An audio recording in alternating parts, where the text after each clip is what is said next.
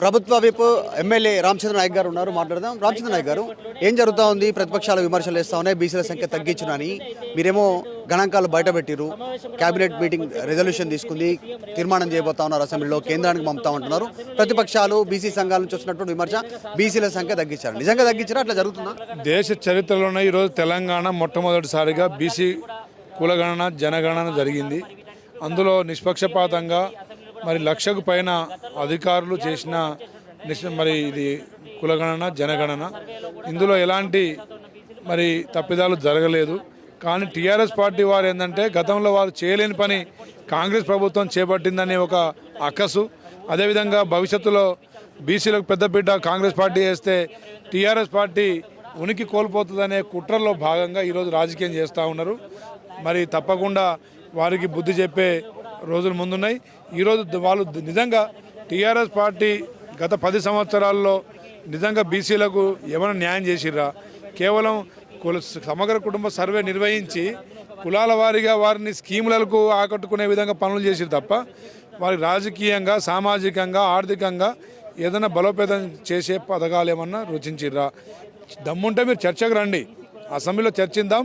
చర్చించిన తర్వాత ప్రజలే తేల్చుకుంటారని చెప్పి తెలియజేస్తాం. మీ పార్టీ ఎమ్మెల్సీ చేస్తున్నటువంటి విమర్శలకు సంబంధించి ఏం చెప్తారు? ఇది కేసీఆర్ సర్వేనే కరెక్ట్ ఉంది, కాంగ్రెస్ చేసినటువంటి సర్వే తప్పు అనేటువంటి స్టేట్మెంట్స్, తర్వాత ఇది జానారెడ్డి సర్వే అనేటువంటి స్టేట్మెంట్, ఇంకా మీ పార్టీలోనే ఈ రకంగా వాదన వినిపిస్తూ ఉన్నారు. ముఖ్యంగా సరే ఎవరేం మాట్లాడిననేది తర్వాత ఈ రాష్ట్ర ప్రభుత్వం దేశంలో రోల్ మోడల్గా మారాలనే గట్టి సంకల్పంతో ముందుకు పోతా ఉన్నాం.